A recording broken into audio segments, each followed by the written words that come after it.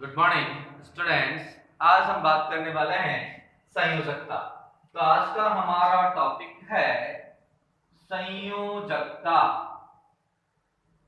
तो आज हम पढ़ने वाले हैं संयोजकता। संयोजकता क्या होती है? तो किसी परमाणु के बाहरी कोश में उपस्थित इलेक्ट्रॉनों की संयोजकता को या इलेक्ट्रॉनों की संख्या को संयोजकता इलेक्ट्रॉन कहा जाता है।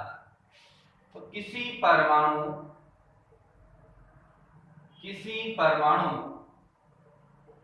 की बाह्यतम कक्षा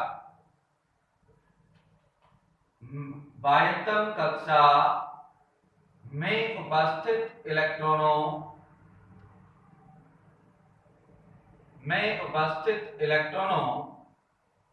की संख्या को संयोजकता इलेक्ट्रॉन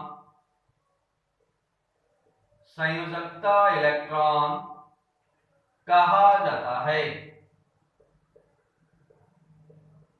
संयोजकता इलेक्ट्रॉन कहा जाता है। तो किसी परमाणु की बाह्यतम कक्षा में जो इलेक्ट्रॉन होते हैं उस इलेक्ट्रॉन को क्या बोला जाता है? संयोजकता इलेक्ट्रॉन। और बोर-बरी स्कीम के अनुसार किसी परमाणु का बाह्यतम कक्ष अधिकतम 8 इलेक्ट्रॉन रख सकता है। तो बोर-बरी स्कीम क्या कहती है? बोर-बरी स्कीम कहती है कि कोई भी इस परमाणु के बाह्यतम कक्ष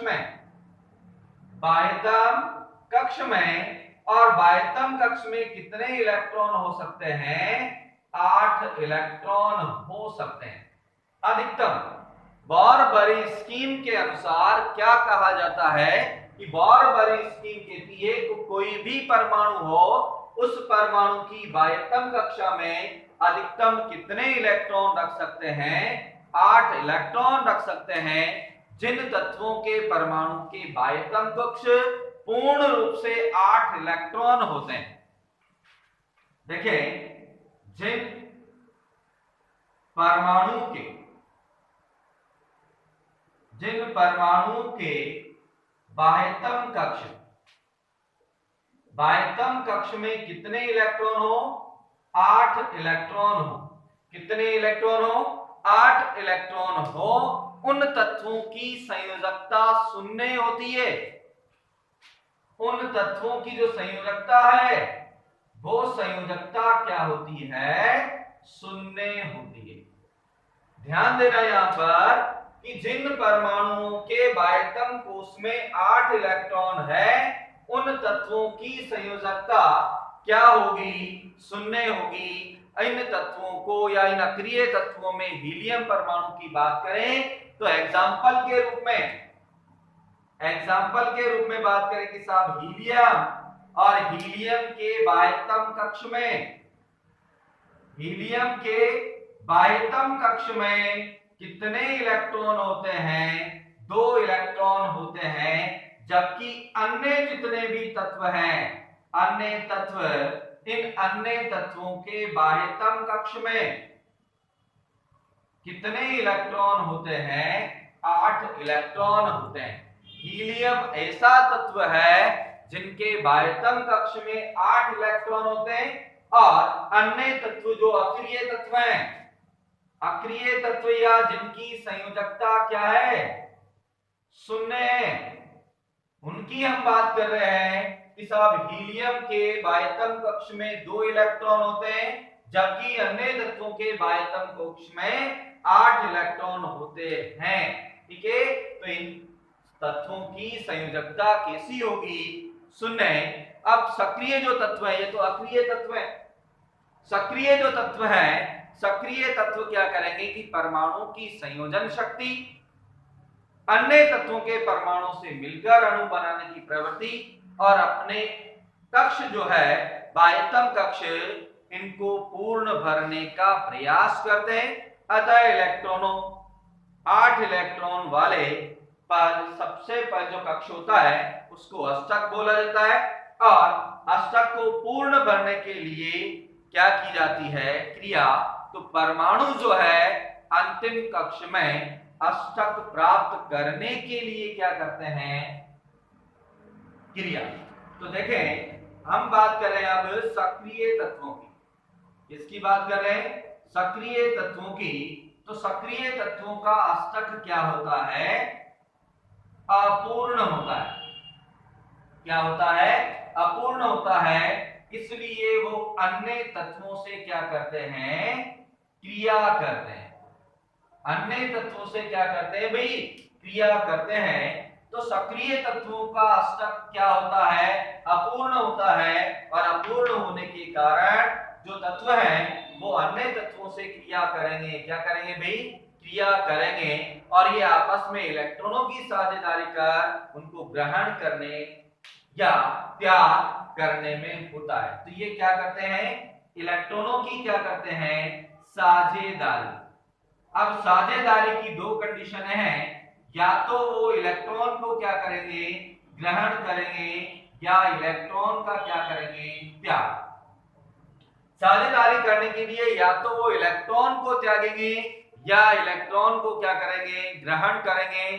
तो परमाणु के बाह्यतम कक्ष में, यहां ध्यान देने योग्य बात है कि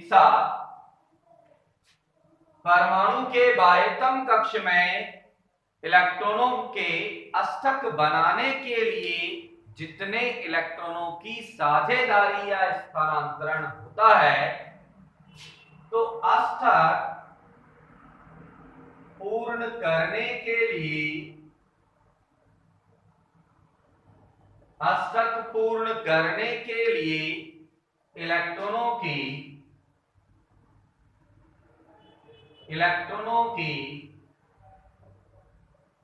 जितनी साझेदारी होती है वही क्या होती है, उस तत्व की संयोजकता। वही उस तत्व की संयोजकता होती है। वही उस तत्व की संयोजकता होती है। तो किसी भी तत्व, देखें जैसे एग्जांपल के रूप में हम बात करें कि साहब हाइड्रोजन, लिथियम और सोडियम, हाइड्रोजन, हीलियम, लिथियम और सोडियम, इनके जो बाह्यतम कक्ष है, क्या है, बाह्यतम कक्ष। इस बाह्यतम कक्ष में कितना इलेक्ट्रॉन है, एक इलेक्ट्रॉन। इसलिए ये क्या करते हैं, एक इलेक्ट्रॉन का क्या कर देते हैं, त्याग। अब ये एक इलेक्ट्रॉन का त्याग करते हैं, तो इनकी संयोजकता की बात करें तो इनकी संयोजकता कितनी होगी, तो इनकी संयोजकता होती है साहब एक होती है। इनकी संयोजकता कितनी होती है, एक। तो हाइड्रोजन, लिथियम और सोडियम, हाइड्रोजन, लिथियम और सोडियम, इनके बाह्यतम कक्ष में एक इलेक्ट्रॉन होता है। इसलिए ये एक इलेक्ट्रॉन को त्याग देते हैं और एक इलेक्ट्रॉन त्याग देते हैं। तो इन तत्वों की संयोजकता भी कितनी होती है, एक होती है। इसी प्रकार से हम बात करें मैग्नीशियम और एल्यूमिनियम। मैग्नीशियम के बाह्यतम कक्ष में कितने इलेक्ट्रॉन होते हैं, दो। और एल्यूमिनियम के बाह्यतम कक्ष में कितने इलेक्ट्रॉन होते हैं, तीन। इसलिए ये इलेक्ट्रॉन का क्या कर देते हैं, त्याग। क्या कर देते हैं, त्याग। और त्याग करते तो मैग्नीशियम की संयोजकता कितनी है, तो इनकी त्याग करने की बात करें तो इनकी संयोजकता जो होगी, संयोजकता, तो मैग्नीशियम की संयोजकता तो कितनी होती है, दो होती है। जबकि एल्यूमिनियम की बात करें तो एल्यूमिनियम की संयोजकता कितनी होती है, तीन। एल्यूमिनियम की संयोजकता कितनी होती है, तीन। इसी प्रकार से फ्लोरीन की बात करें, फ्लोरीन के पास इलेक्ट्रॉन की बात करें तो 9 नंबर पे आता है। फ्लोरीन जो है 9 नंबर पे आता है। तो पहली कक्षा में 2, दूसरी में 8 और तीसरी कक्षा में 1। तो ये एक इलेक्ट्रॉन का क्या कर देते हैं, त्याग कर देते हैं। एक इलेक्ट्रॉन का क्या कर देते हैं, त्याग, सॉरी, यहां पर इसका परमाणु क्रमांक जो है वो कितना होता है भाई 9, इसलिए पहले कक्षा में 2, दूसरी में 7। एक इलेक्ट्रॉन की क्या होती है कमी, और एक इलेक्ट्रॉन की कमी को पूरा करने के लिए ये एक इलेक्ट्रॉन को ग्रहण करते हैं, और एक इलेक्ट्रॉन ग्रहण करने के कारण इनकी संयोजकता जो होती है वो संयोजकता कितनी होती है 1।